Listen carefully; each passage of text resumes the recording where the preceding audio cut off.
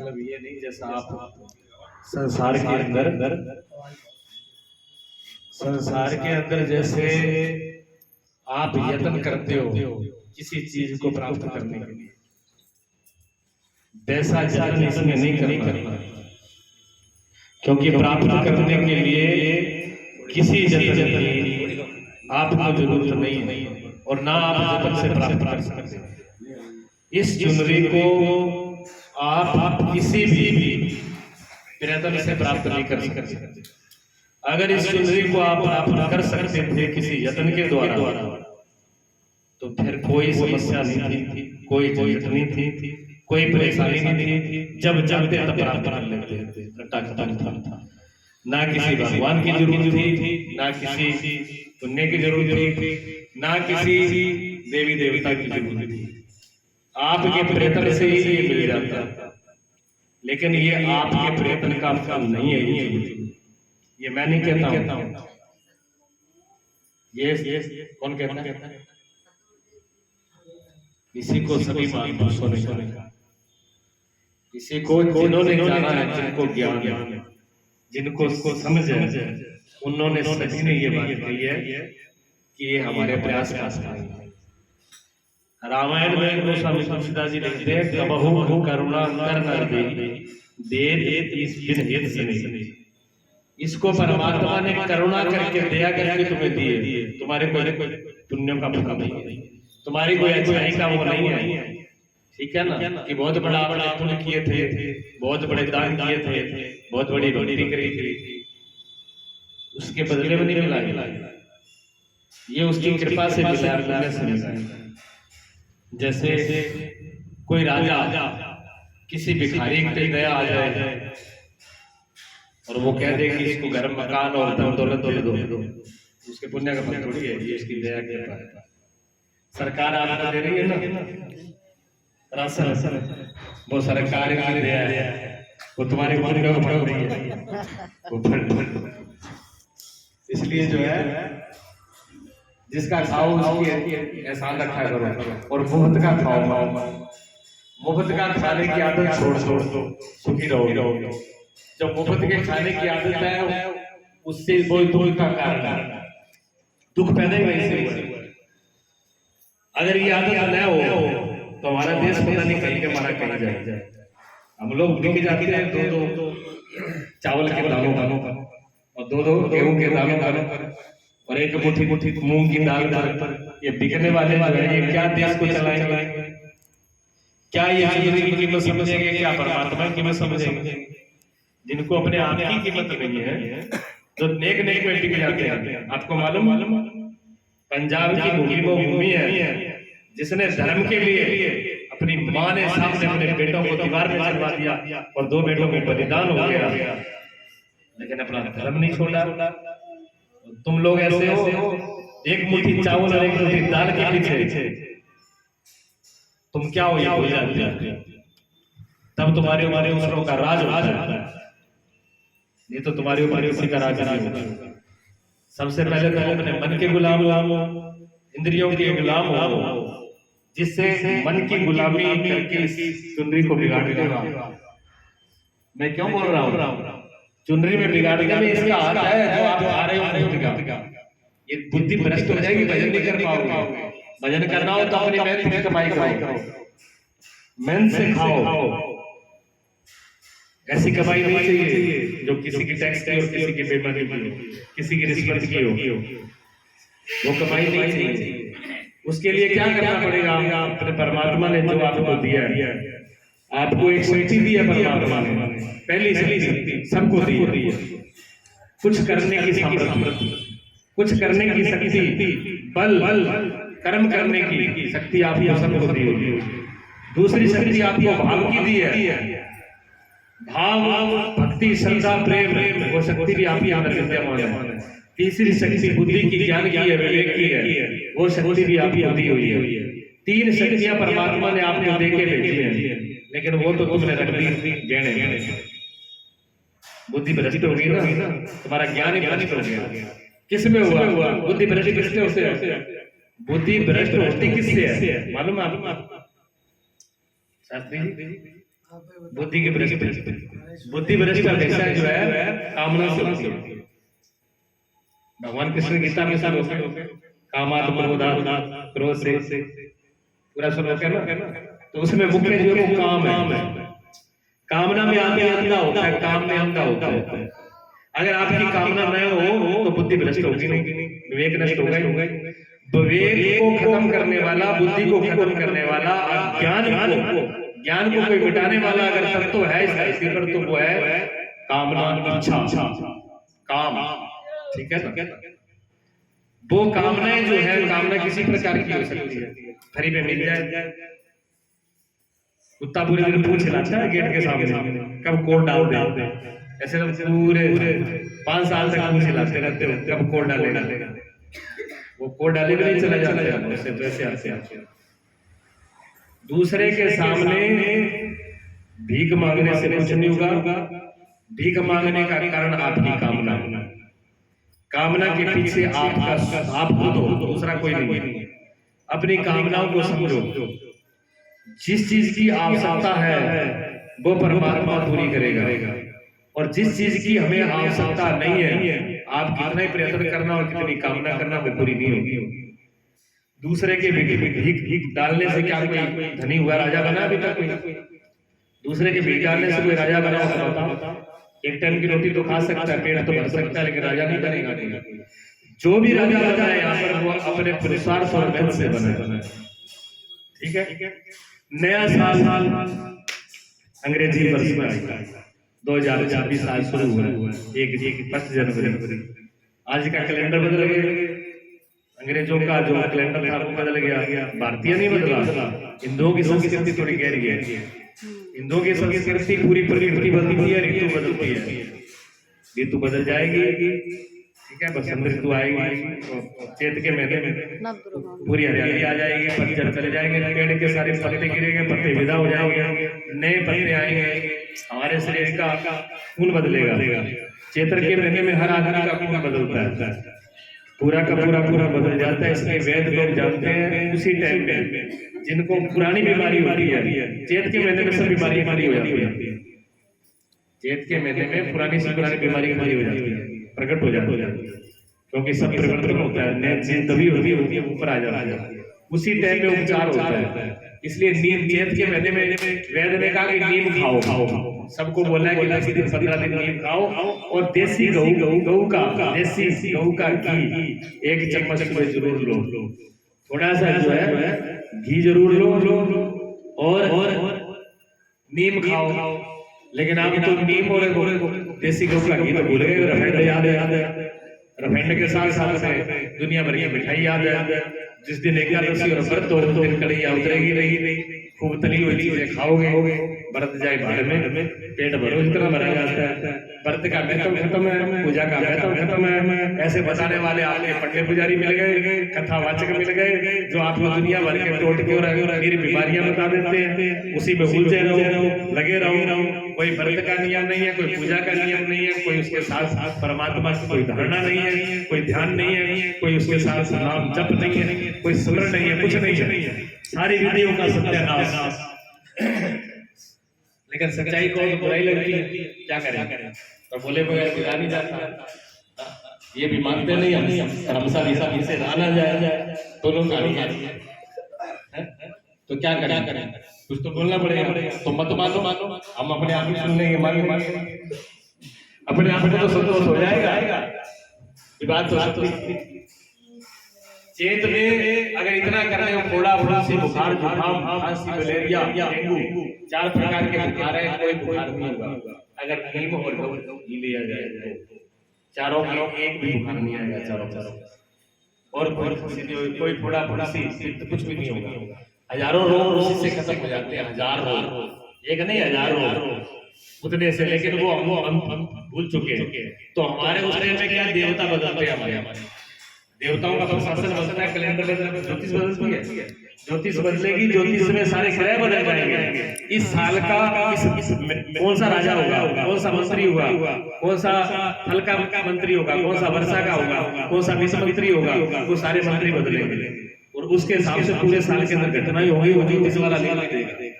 ज्योतिष वाला पूरे एक साल की घटना लिख देता है, ग्रहण स्थिर पड़ेगा, इतने बज के इतने मिनट पे ग्रहण होगा, ये वर्षा ऐसी होगी, कहीं ज्यादा होगी, या बाढ़ होगा या सूखा पड़ेगा, वो सारा कुछ लिख देता है पूरे साल का।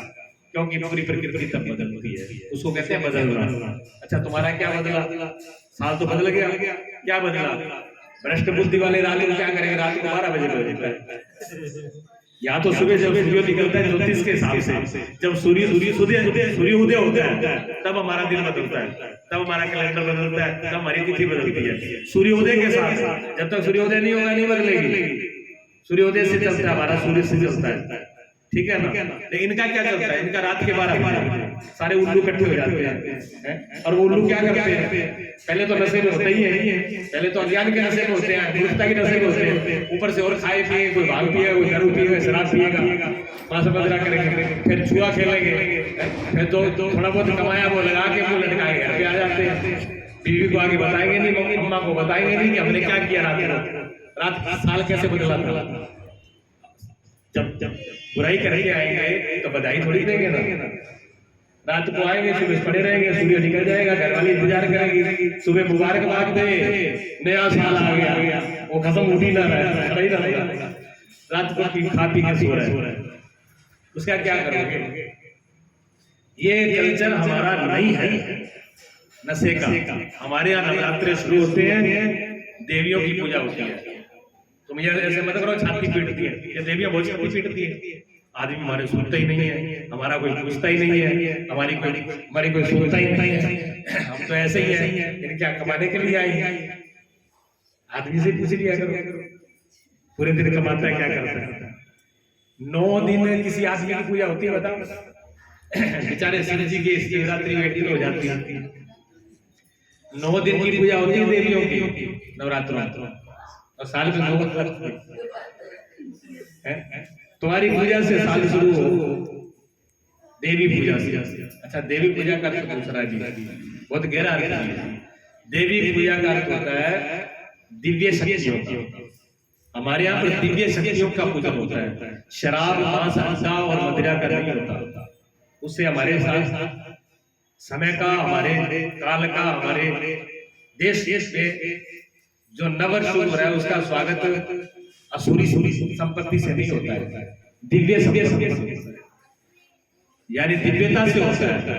पूजा होती है, कलश रखा जाता है, सबसे पहले गणेश जी की पूजा होती है। गणेश जी की पूजा में बड़ी सुंदर तरीके से पूजन होता है गणेश जी का। उसके बाद में कलश का पूजन होता है। कलश के पूजन के बारे में शायद कम लोगों को पता होगा। वो सोचते हैं एक मटका रख दिया इतना बड़ा और पानी भर दिया, उसमें गंगा जल डाल दिया, ज्यादा करो काले तिल और एक रोली डाल दो, उसमें वो सुपारी डाल दो, हो गया पूजा। ऐसे नहीं, कलश का पूजन सबसे बड़ा पूजा होता है। कलश में ऐसा कोई देवी देवता, आपका पितृ, कोई देवता, कोई नदी, कोई तीर्थ, कोई पर्वत, कोई सागर, कोई शास्त्र, कोई ग्रंथ, कोई ब्रह्मा विष्णु शिव, कोई ऋषि मुनि महात्मा, कोई नदी, ऐसी कोई चीज नहीं बचती जो उसमें पूजन ना हो। कलश अगर सही ब्राह्मण होगा तो सबका पूजन कराएगा, बता भी देगा, तब उसमें कलश का पूजन होता है। तो कलश स्थापना करते हो आप नवरात्रों में शुरू से, ठीक है ना? गणेश जी का पूजन होता है, नवरात्रों में पूजन होता है, अपने गुरु इष्ट पितरों की पूजा होती है, अपने देवता की पूजा होती है, भगवान का पूजन होता है। और क्या करते हो? व्रत रखते हो। महीना चैत्र का होता है, व्रत रखना बताया। व्रत किसने बताया? ऋषि मुनियों ने बताया, हमारे अम्मा ने बताया। अम्मा बताएंगे तो मानोगे नहीं, बाबा बताओ तो नहीं मानोगे। अम्मा को तो भूख लगती नहीं है, अपन तो बूढ़ी हो गई तो कुछ खाना पाती, और हम जवान है, हमें खाने की इच्छा है, तो अम्मा की कोई मानेगा? बताओ, अम्मा की कोई मानेगा नहीं। लेकिन नियम बताया ऋषि मुनियों ने। ऋषि मुनियों ने नियम बताया आयुर्वेद के अनुसार। हमारे यहाँ पर वेद है, यजुर्वेद है, यजुर्वेद का कुछ अंग है आयुर्वेद है, ठीक है ना? उसमें आयुर्वेद के अंदर जो जड़ी बूटियां दवाइयां हैं उनका पूरा विस्तार है, ठीक है ना? और हमारे शरीर के साथ में कैसे उनका तालमेल है, कौन सी जड़ी बूटी का कैसे तालमेल है। जब भी देखो अल्ट्रासाउंड कराओ, मशीनें लगाओ, वो एक अलग चीज है।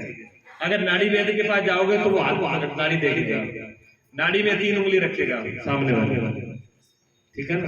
3 उंगली रखेगा, कफ पित्त वात, कफ पित्त वात तीन आपका कफ बढ़ा हुआ है, वात बढ़ा हुआ है, पित्त बढ़ा हुआ है, यानी गर्मी बढ़ी हुई है, वायु बढ़ी हुई है, ये आपकी सर्दी बढ़ी हुई है। उंगली रखते ही नवज जिससे टकराएगी वो बता देगी आपके अंदर क्या बढ़ा हुआ है, उंगली बता देगी उसकी और आपकी नवज बताएगी, और वो सब जितना गहरा दिन होगा उतना वो आपने क्या खाया, कौन सी चीज खाई, वो सब बता देगा, सब बता देगा।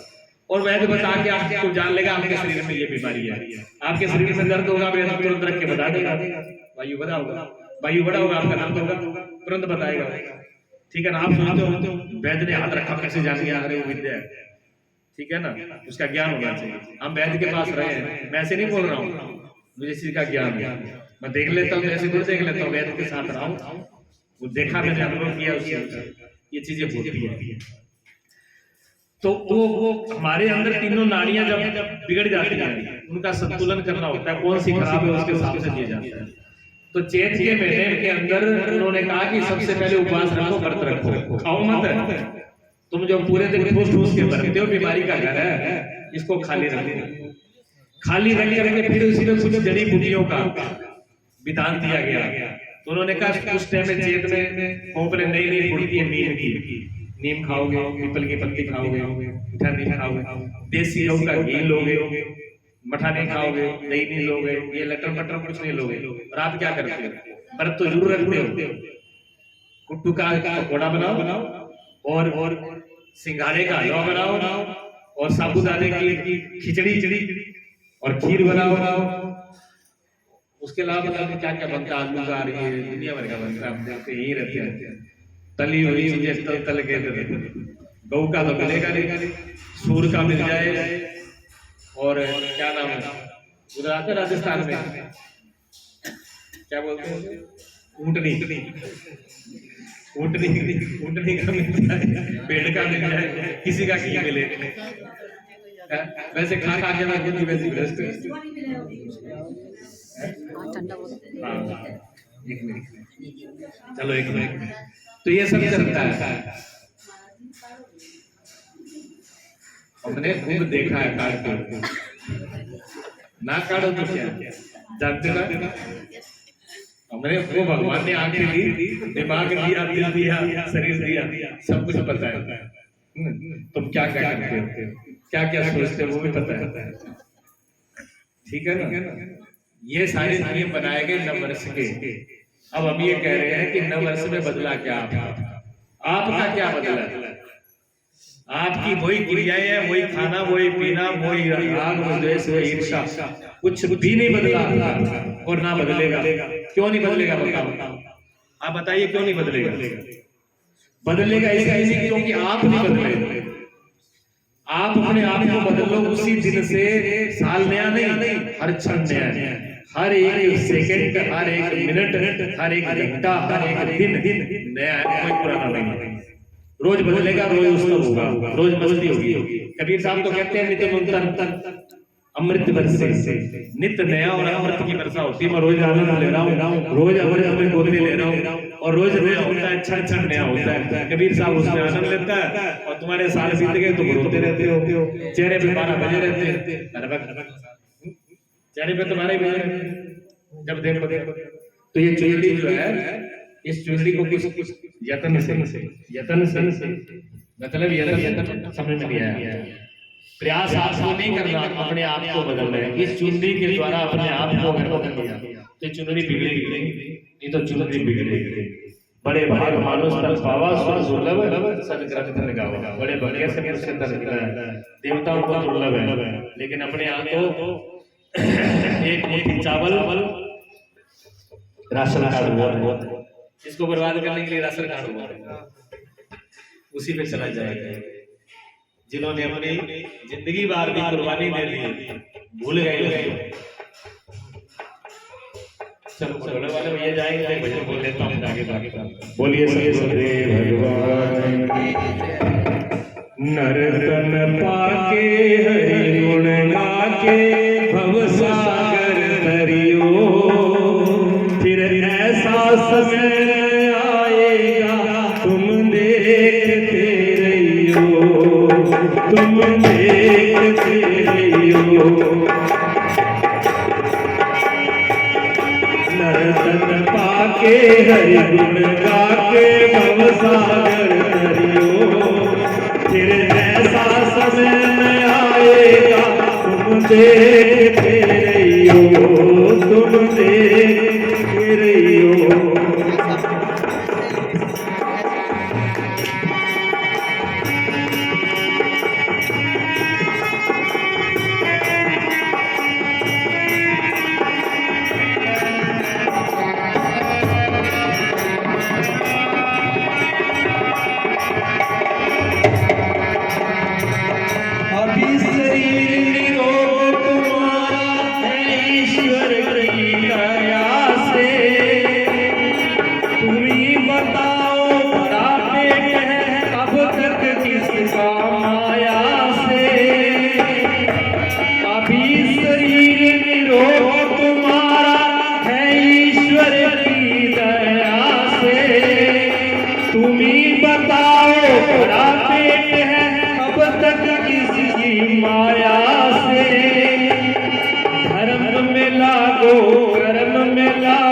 पाप कर्म से डरियो, इन कर्म सुयस नहीं पाओगे तुम देखते रहियो।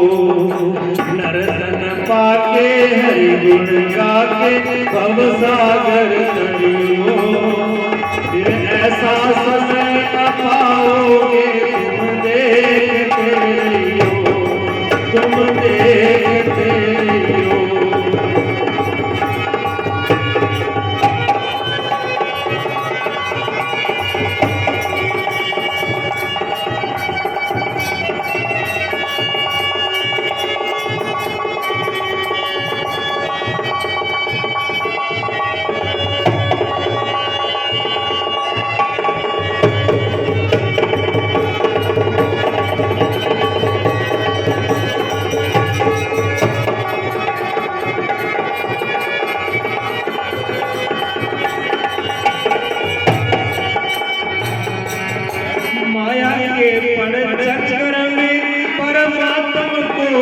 भूल गए धन यौवन को देख देख मेंढक जैसे भूल गए। माया के पर चक्कर में परमात्मा को तुम भूल गए। धन यौवन को देख देख कर मेंढक जैसे भूल गए। सुन लो भाई कान लगाई जोड़ जोड़ जइयो, पर खाली हाथों जाओगे तुम देखते रहियो। पर खाली हाथों जाओगे तुम देखते रहियो। दर्शन पाके हरि गुण गाके भव सागर तरियो। फिर ऐसा समय न पाओगे तुम देखते रहियो, तुम देखते रहियो।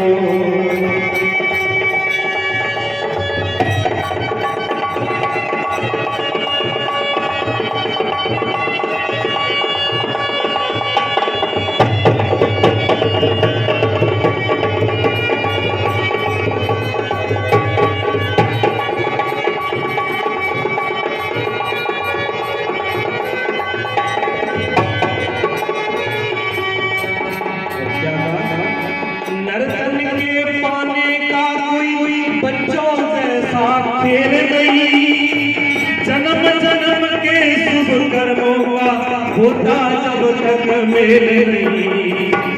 नर्तन के पाने का कोई बच्चों जैसा खेल नहीं। जन्म जन्म के शुभ कर्मों का होता जब तक मेल नहीं। अंत समय पड़ेगा रोना गफलत में मत रहियो। नहीं लख 84 जाओगे तुम देखते रहियो। नहीं लख 84 जाओगे तुम देखते रहियो। नर्तन पाके हरि गुण गाके भव सागर तरियो। फिर ऐसा समय ना पाओगे तुम देखते रहियो, तुम देखते रहियो।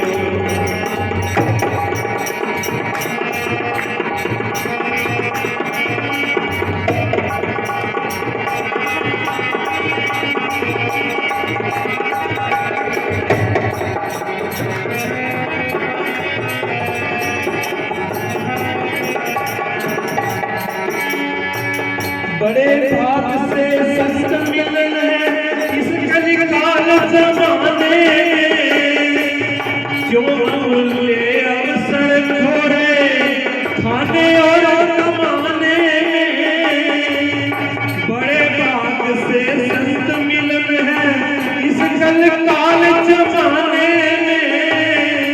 क्यों मूल्य अवसर थोड़े खाने और कमाने में, घर के धंधे करके बंदे सत्संग नित करियो, इसी में मुक्ति पाओगे तुम देखते रहियो, इसी में मुक्ति पाओगे तुम देखते रहियो।